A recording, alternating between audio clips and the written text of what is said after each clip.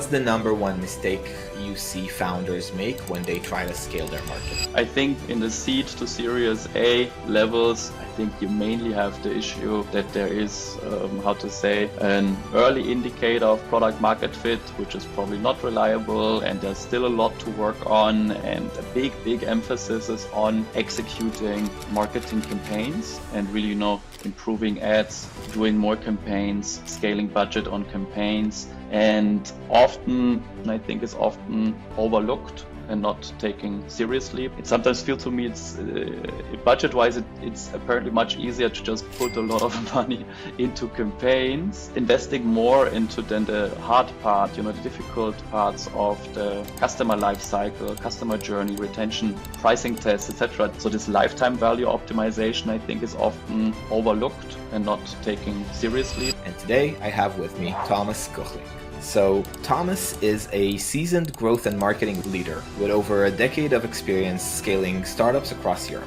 Thomas is formerly CMO at high growth companies like Formal Skin and Self-Apply. And now Thomas works as a fractional CMO and growth advisor, helping brands to unlock performance through data-driven strategies, creative execution, and smart challenges. But beyond client work, Thomas is also an active angel investor and a startup mentor, advising early-stage companies on go-to-market, acquisition, and brand building.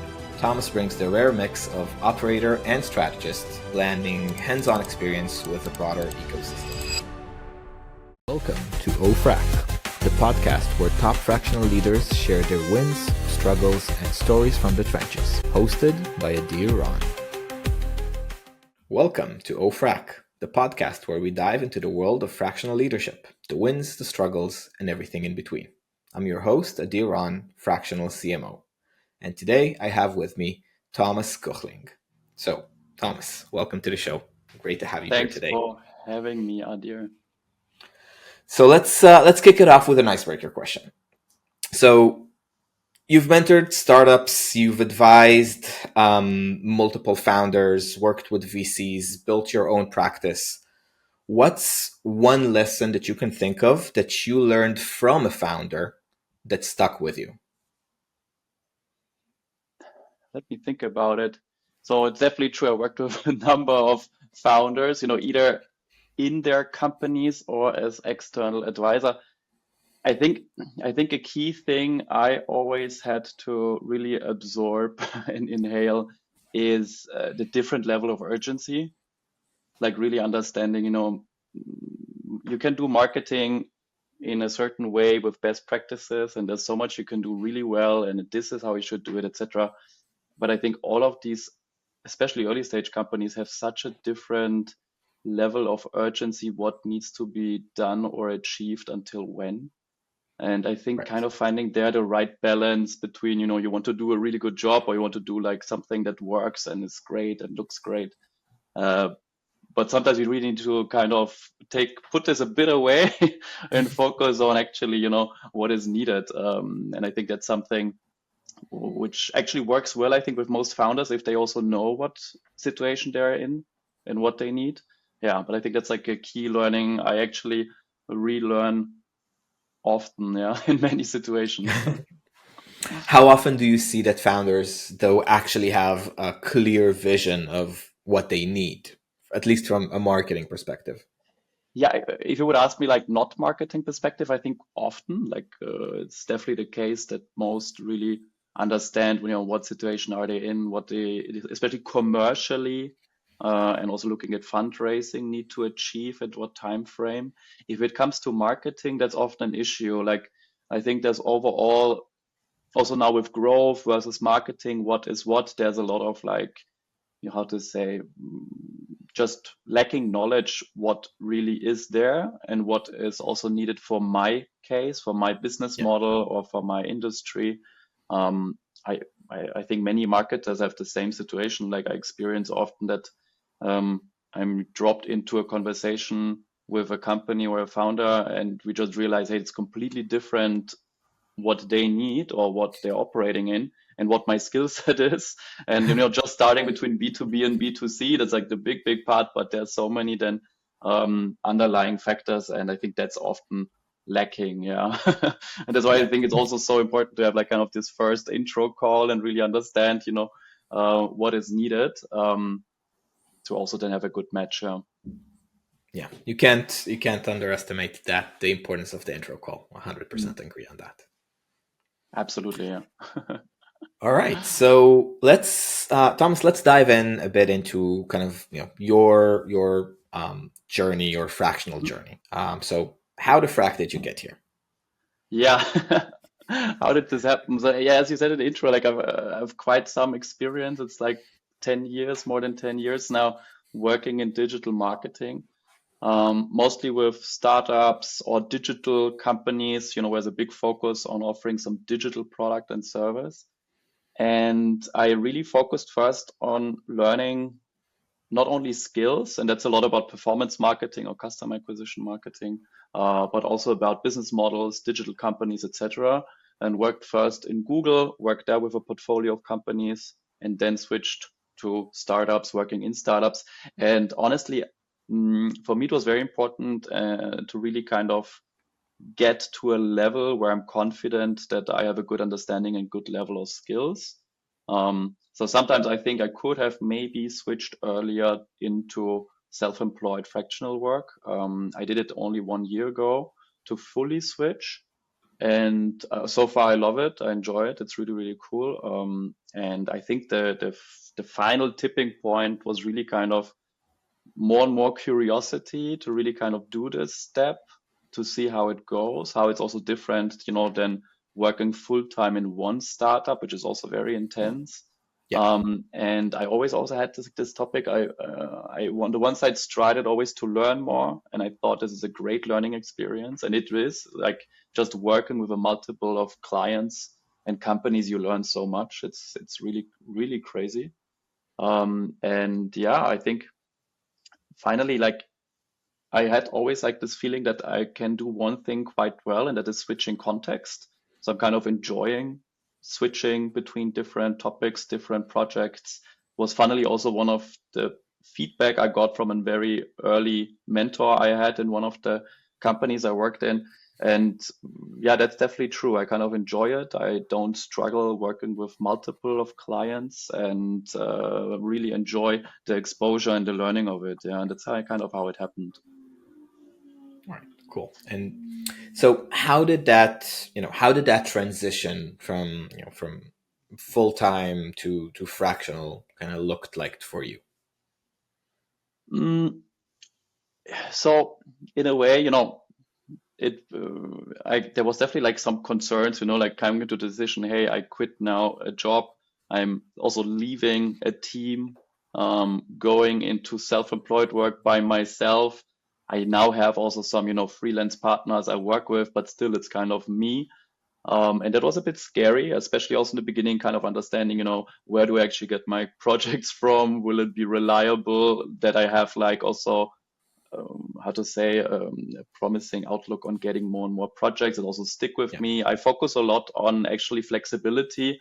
So I also work with most of my clients on a monthly basis. So, that's kind of, I think, good on the trust level. But on the other hand, you could lose projects Bad on the quite easily. predictability side. Yeah. Exactly. So overall, the journey was sometimes really good, sometimes definitely scary, just like with the uncertainty to deal with.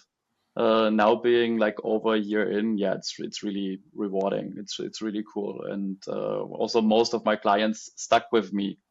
So it's also this concern actually did not materialize gladly. Yeah. Cool. So you've previously led marketing at companies like Formal Skin and Selfify. What's the number one mistake you see founders make when they try to scale their marketing? Hmm. I think a key thing here, especially my focus is early stage companies. So I mostly work with startups now, like external, but even before internally, from seed to Series B. And I think especially in the seed to Series A levels, I think you mainly have the issue that there is, how to say, an early indicator of product market fit, which is probably not reliable, and there's still a lot to work on, and a big emphasis is on executing marketing campaigns and really, improving ads, doing more campaigns, scaling budget on campaigns, and often often to my regret, like there's some super important parts which can be seen as part of marketing. Sometimes they're part of product and tech. What do you do about other areas to test and to improve overall acquisition marketing? Whether this is, testing pricing, testing different pricing models. That's like often a big lever to really, getting to a point of scaling acquisition healthy, getting the right price point for your consumer or the right price model, especially if you also have subscriptions or retentions, etc. So this lifetime value optimization, I think, is often overlooked and not taken seriously. But I really believe, similar to SaaS models, like if you really nail this whole retention, reactivation, expansion factor, then you can also be much more successful in acquisition. And the other part you have is to look at the entire funnel. Absolutely. So I think like this entire funnel and the commercial side to it, I think that's like a big part that is often overlooked. And it sometimes feels to me it's budget-wise, it's apparently much easier to just put a lot of money into campaigns.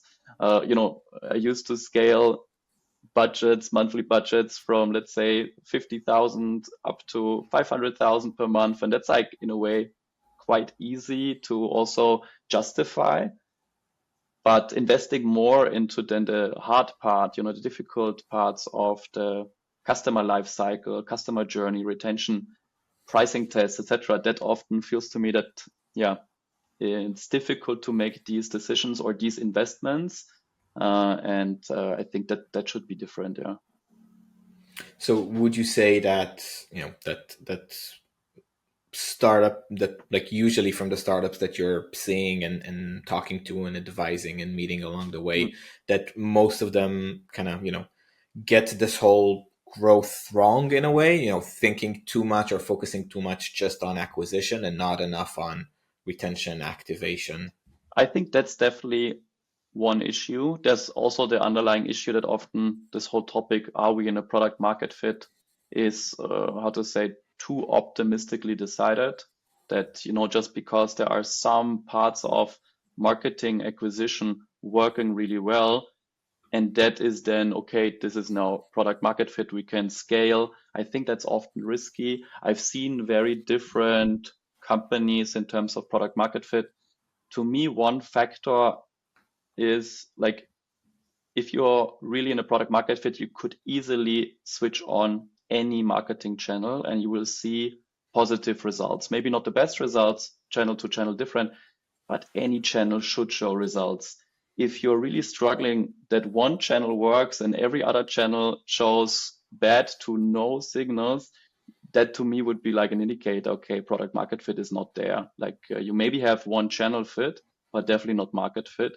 And then you probably need to change your way of thinking, either, the whole commercial customer lifecycle setup, or trying to understand how you can get more channels to a product channel fit. And that often also requires more investment around, how to do acquisition, how to do pricing, etc. Yeah.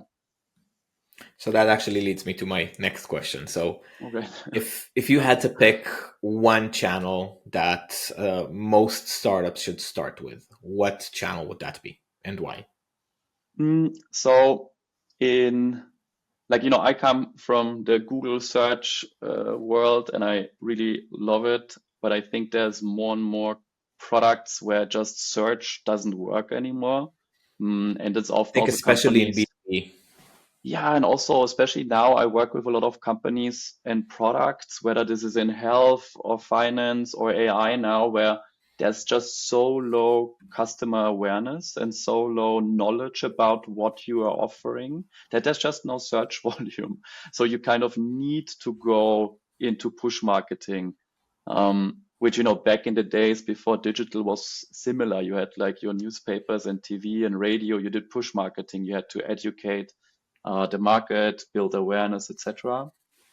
And that's often now the case. You need to do push marketing. And I think just in terms of the budget you need, like the entry ticket for the channel, the agility you get, and also the learnings you get, I still stick mostly as first channel to social ads, not Meta only. This is right now for me Meta, TikTok, and YouTube Shorts.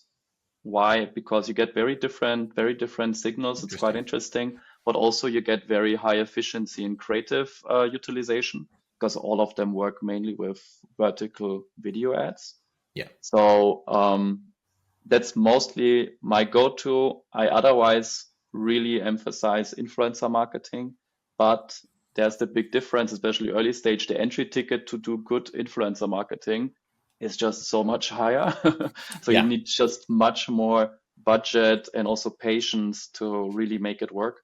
So especially for this starting point where you also want to learn a lot, I would pick social ads. Yeah, most of the times. Yeah. Okay. Um, and yeah, I agree. I think that if I think, 3 to 5 years ago, my recommendation would have been, start with Google. Mhm. It's the easiest, low hanging fruit. Capture that demand. People are already searching for you. I think Correct. now with, Yeah. on one hand, especially in B2B, products tend to be more complicated. There's not a lot of demand. It's a lot of times an education problem, Yeah, first and absolutely. foremost. Mhm. And also, with kind of AI cannibalizing search results, and people searching less on Google, and even when they do search, they sometimes just tend to satisfy themselves with the AI snippet at the top. Then there's just like less volume of clicks, even if you do get relevant searches. Yeah, yeah, absolutely. So mostly what I also recommend, and I also work with some AI B2B companies here, is really find like your, let's say, minimum relevant keyword set for Google search. Also put it in from the start. I think it's super important also to kind of understand the search dynamics. And I think it's also a great baseline channel also for testing and so on. But it's mostly rather small budgets. So also what you invest in it and you get out of it, you should not invest too many resources in this channel. But even if it's about reaching professionals, and I have this, with doctors or financial consultants or other areas, um, you find them on Meta, you find them on TikTok, they're there, you find them on YouTube. You don't even need LinkedIn specifically. So the algorithms are quite strong in really finding these people, these potential customers anyway. It all comes down to being really strong on the creative strategy. Yeah.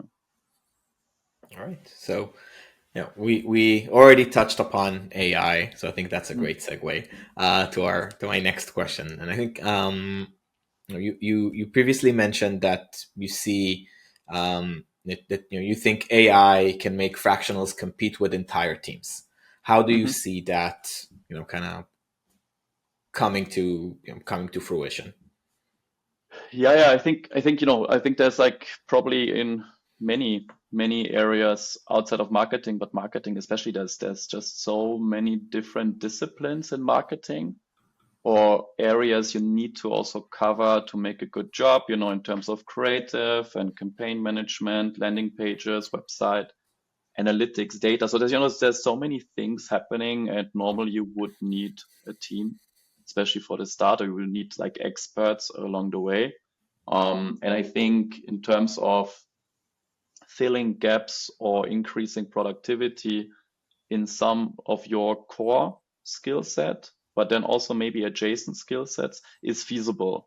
For me, I think the easiest example, of course, is like I'm a performance marketing specialist from my last 10 years of experience.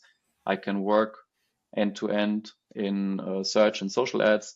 Um, and even there, I get some AI support, maybe also in terms of analysis or kind of in terms of getting new assets to life. But there were always like two areas I kind of needed help with, and that's on the one side creative work from conceptualizing new ads to also producing them, but also then on the data side or BI side, getting to a point of automating reports, analyzing insights, etc. And there, to some level of quality, I can now do it with the help of AI tools. So I can already like cover more and more areas. The moment also in terms of my projects, when the level of complexity goes up and up, I'm always open to also then, onboard specialists. But you can do a lot of the, let's say, starting work with AI tools.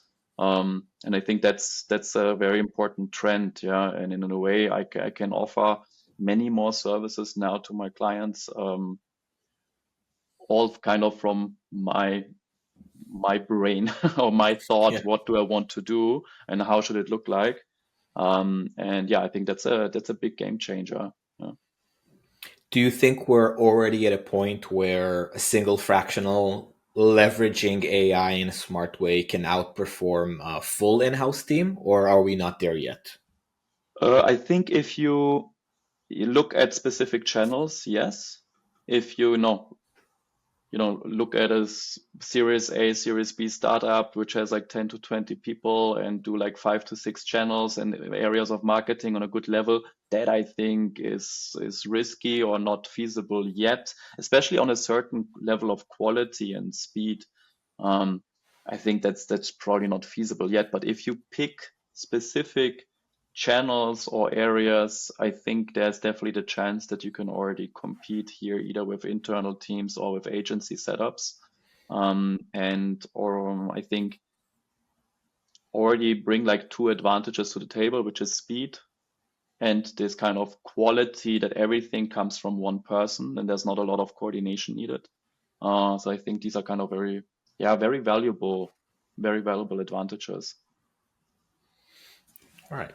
So if kind of continuing this kind of train of thought, and AI helps us and Mm, helps founders and teams move much faster, execute much faster. So if AI is the future of execution, so to speak, yeah.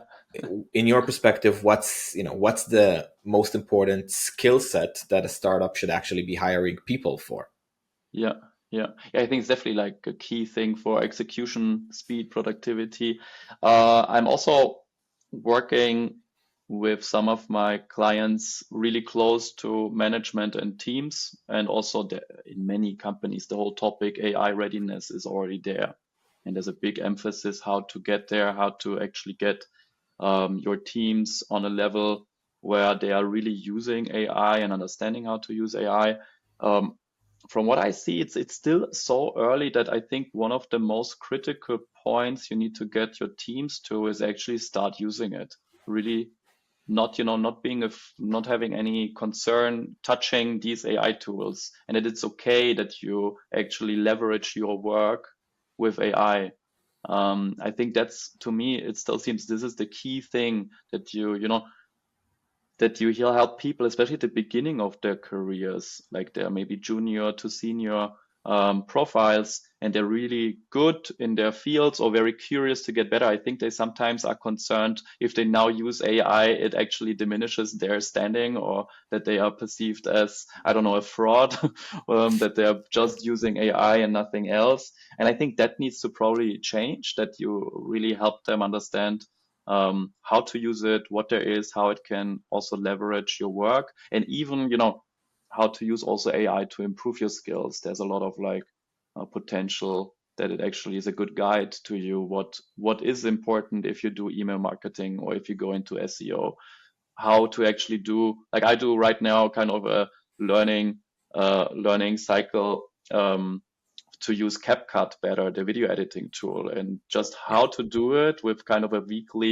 weekly plan and agenda is decided by ChatGPT at the moment. So, and that's really helpful. Like it kind of gives me a good understanding what should I know about CapCut, how to actually get better at it.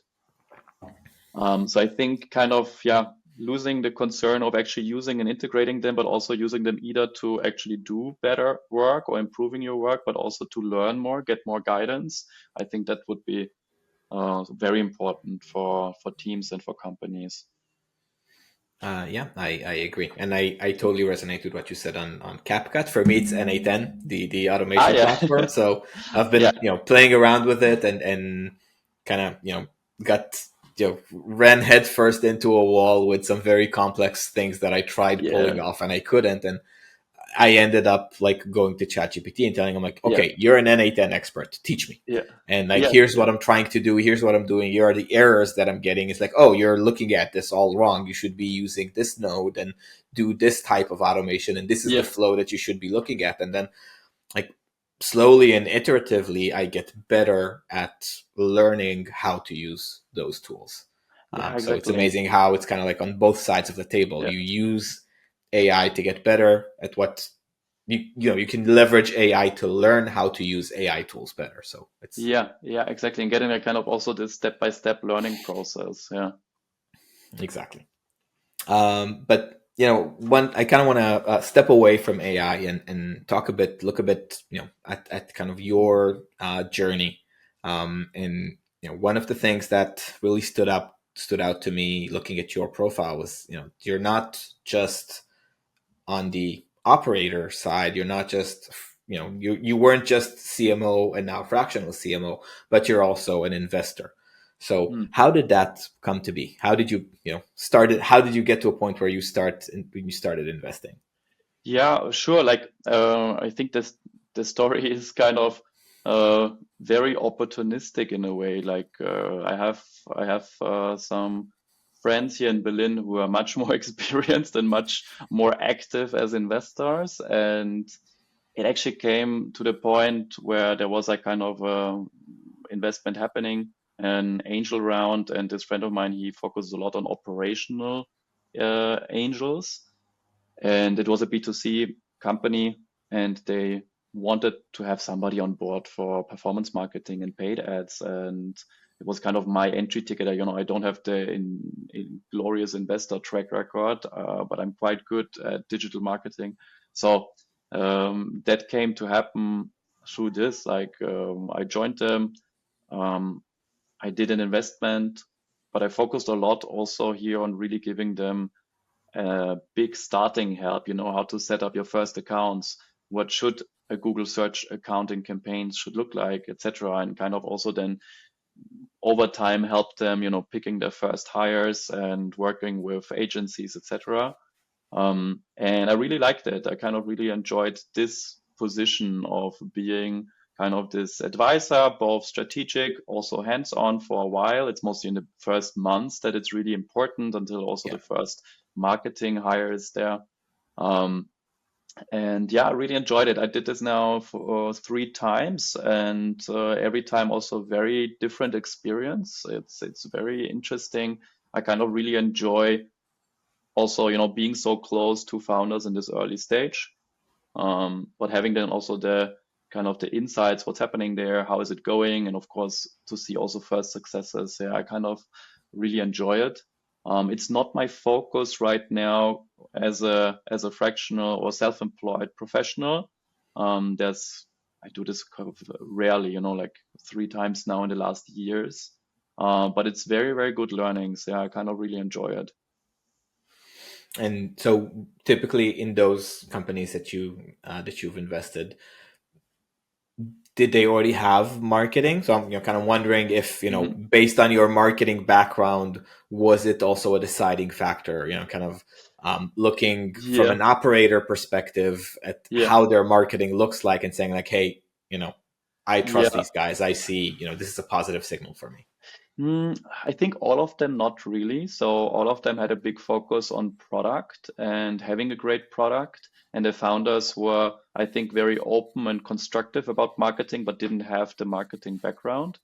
I think out of the three, only one had a growth expert already in the company, but more focusing on product-led growth. So my role was more also to assist and support on, let's say, the marketing side of customer or user acquisition. And the other two did not have anyone in marketing. So the founders were not close to marketing. So it was really about kind of getting started, doing the first groundwork operationally, mostly also to get ready for fundraising. And then, yeah, like support on a more strategic level as well, or giving already kind of the outlook, what is important now or the next weeks versus what you're gonna have to achieve in the next, 9 months, 12 months, 24 months, to kind of give both perspectives. And yeah, it's I really enjoyed it, kind of both levels, and having in a way also like the honor to be so close in such an important time with the founders is a quite rewarding work. I really like it. I can imagine. Okay, so let's change the pace a bit. We talked about your history, and we as an operator, as an investor, AI, and how does that kind of like supercharge us. But not all our career moves are successful. And every now and then we all have one thing or more that doesn't really work out the way that we wanted it to work. So looking at your history as a fractional, or the companies that you invested in, or something that's recent, what's your fracked up moment? What's that one thing that didn't really play out as planned? Yeah. Yeah. Like I think it's always good to also reflect stuff that didn't work well. Exactly. Gladly, so far most of the stuff worked out well. But I have a quite recent case actually, and it's quite it's a quite was a quite challenging period as well. So basically, there's a kind of this startup within my vertical, so I'm quite confident. I also have like a colleague we're going in together, and it's already quite a difficult situation they are in. So they're really like struggling. They need to kind of make a turnaround. They need to kind of grow revenue. They need to get ready for fundraising because otherwise, they potentially need to close. And I think, we were quite confident in assessing the situation, saying, yeah, sure, we got you. We can start fast, and this will be kind of an intense, but rather, let's say uncomplicated ride. And we did this before auditing what's really the situation. And the more we audited, the more we looked really, under the rug, what's happening. We realized the substance is really bad, like the situation is not great. There was a lot, maybe too many marketing assets, too much stuff happening, and most of it was really not in good condition. And at the same time, typical situation, early stage startup, there's this one marketing manager in the company Yeah. who did kind of everything. Yeah. And the more like, and we really counted on this person to also stay on for this kind of overhaul, this turnaround, and really make it work. And the more we audited, I fear that person really felt the heat rising and decided to leave on a very short notice. And that was the person who knew everything, who built up everything. There was no documentation, no handover. So this changed the project like crazy. And for us, it was suddenly not this, okay, easy turnaround. We just execute marketing better. This was really just like, okay, we need to assess the situation so much faster and really understand where are the gaps. And I think the first weeks were crazy. It was just super stressful. Also, like how to say, you also make this kind of arrangement with the client. How much time will we Yeah. allocate? How much time do we invest? And was by far not enough. And you cannot, in this situation, it's also difficult, very difficult to kind of say, hey, we need to increase now the scope drastically uh, Yeah. in a situation where they're also struggling financially. So that was a really, really difficult situation. Were Yeah. you able to kind of turn it around at the end? Gladly, yes. So at least from the point of view of getting in control of the situation. So that definitely, and this was a good mix of, being really fast in auditing and understanding where are we, um, be very precise and also prioritize heavily with the client, what are we doing and what are we not doing. And this is often also quite tricky with companies. And we also had to onboard 2 more very specialized freelancers just to cover things that were not covered anymore by the team changes. So in terms of, getting in charge, being again in control, yes. The whole, let's say, turnaround commercially, that's still kind of ongoing, but it looks much better now. Yeah, it looks much better now. The chances are much higher. But I think just like in terms of what you expect of the situation and the setup and the resources versus what then really is there, and Yeah, having a small team, already one person leaving can have such a drastic impact. So yeah, that I think was so far 100%. the most stressful or most challenging project or task as a fractional. Yeah. Yeah, I totally understand. I had a very similar experience a few years back Ah, where yeah. I was hired um, as in a full time capacity, actually. Even before I became fractional, I was hired Hmm. as CMO to kind of come in and manage one, like there was one person doing marketing. I was hired as CMO to kind of come in and manage that resource and build a much larger team, and Yeah. then they quit the minute I signed. So like a week before Oh, my start date, yeah. they already finished. And there was no like there was a bit of handover, but not a proper handover. And I think for Yeah. 3 to 4 months afterwards, I was like chasing loose ends and trying to dive into like messy drive folders and Yeah. finding resources and what the hell did they do and why did they Yeah. do it and why didn't they do it. And yeah, so I feel you Yeah, and also 100%. like I think even if there is some handover, just like the reliability or how much confidence you have in what you're getting, yeah, it's tricky. And that's maybe one thing I learned over the time as well, to really challenge most of the things you're receiving and kind of what is there, because sometimes it's just not very reliable in terms of, what you're getting as a handover or documentation or setups. Yeah, so I imagine it very difficult. Yeah, for sure. Yeah. All right, so let's switch gears again and move over to our quickfire round. So I'm going to ask you a few questions, and I want you to answer first thing that comes to mind. Um, so first, frac or fiction? And this is I typically take a quote that I saw somewhere online or someone had mentioned in a discussion. Hmm. So frac or fiction?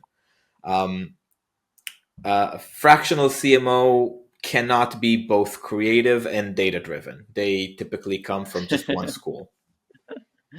Um, I believe fiction, but I know that this is out there a lot. Yeah. All right. Yeah, I agree. By the way, but yes, I have heard that from a lot of founders, unfortunately, and I think that's a big misconception. Yeah. Yeah. All right. What is the one tool in your toolbox that you swear by? Mm, so especially also in my work, with social ads and creative work, etc., one tool I always stick to there's a certain set of creative frameworks. There's like 3 different frameworks, and especially for my cases or the projects I work with, yeah, I use them. I recommend them a lot. I do like workshops on them for companies and teams. That's like really something I stick to, swear by a lot. Yeah. Can you elaborate? What are those frameworks? I think there are a lot, about um, switching from very descriptive advertising, where you talk a lot about, yourself, your product, the features, etc., and switch more to let's say what is relevant to customers. Like what are their needs, what are their problems, what are the desires. In B2B also, the jobs to be done framework. Yeah. I think in B2C it's a lot about, understanding. Um, the benefits, the functional, emotional benefits customers get out of your product. And one framework that is supporting in a way both of them is this customer awareness framework, like the stages of customer awareness, and mainly also to work with clients or teams on it, because I think there's often this misconception that the target market is perceived as very aware, that they already know these products and these solutions very well. And I think this framework helps a lot to actually challenge this thought and understand, hey, there's a small fraction of the market that really understands that there are solutions like yours in the market and they're looking for it, but a big chunk just never heard of it. And you need to approach them very differently. Yeah. Okay. Those are definitely relevant frameworks. Okay, next question. What's your definition of a dream client versus a nightmare client? Yeah. From my experience, yeah. I think like a big chunk here is really about kind of expectations, and being here aligned versus misaligned is kind of critical. Like just not understanding the situation and also feasibility of things you want to do or achieve. So like a really good client versus a very bad client, I think is already here on this level of, you know, are you aligned on the perspective where you want to go and also understand what is feasible or what is required? I think that's a big one. I would say another factor, especially, now I work as a fractional, mainly remote. I sometimes go into clients' offices and for some, workshops, meetings, and so on, but mainly it's remote. So I think the whole topic about also the trust and how you kind of work together, the level of meetings needed, or how you coordinate and communicate. I think that's like kind of another big one. So I experienced already like situations where there was the necessity, especially ad hoc, to do a lot of meetings just to kind of check in, understand, are we actually doing what we should be doing? And then you have like other clients who, are very comfortable in aligning with you on a roadmap, on targets, and then let you execute. So I think these are like the two dimensions to me: who's a good or a bad client, how is the collaboration going? Yeah, is it like constructive and effective or not? All right. That's an important kind of line to maintain. Mm. All right.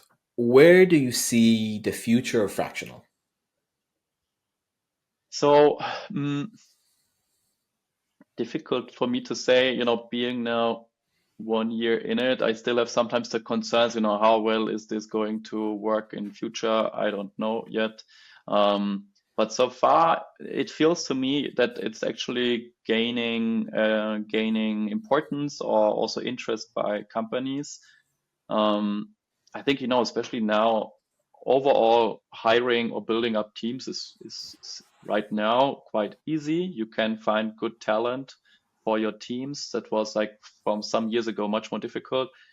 It feels to me this is not happening yet on the fractional side, that there's still a lot of interest. There's still a lot of interest in getting people with specific expertise on board. I had my decent share also of experience working in the US, and I think that's already much more advanced in that Yeah. field. So you're much more specific. Who do I want to have on a project or a team for what time frame? Um, and I think this need for speed, for specialization, but also being, let's say, more budget conscious and really understand what do I need for a certain number of months. So I think there's like let's say, a good dynamic in terms of the demand for fractional work.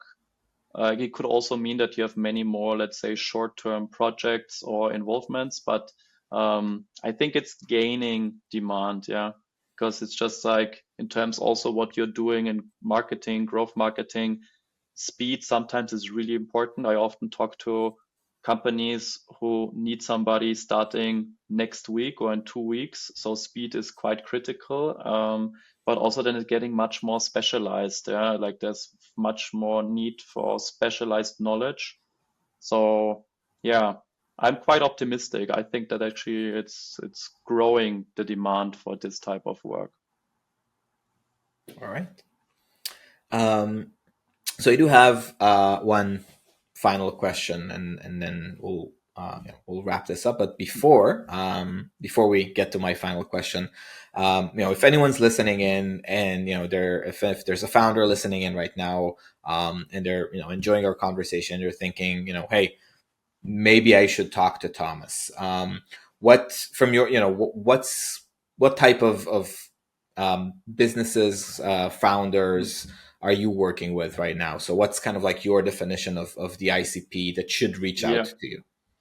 Yeah, sure. Like I'm very happy for anyone to reach out. I think like my area of expertise, and that kind of also, what do I offer? It's mainly for early stage companies who want to really get started in digital marketing, especially paid marketing, but also other relevant channels.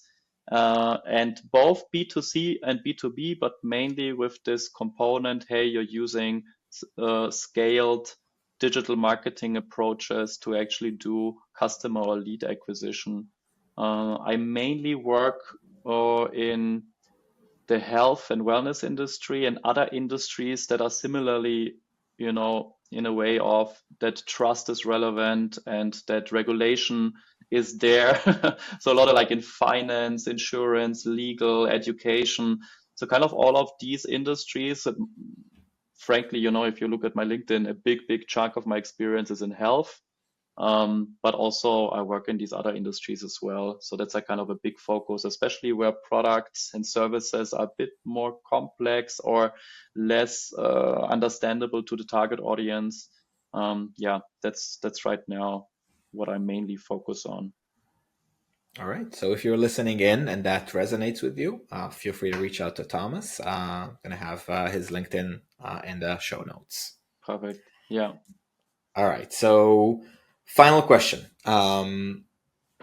If you could give one piece of advice to someone who's thinking about going fractional, hmm someone who's might be a bit earlier in their career path, and they're kind of debating, should they go fractional, how would that look like?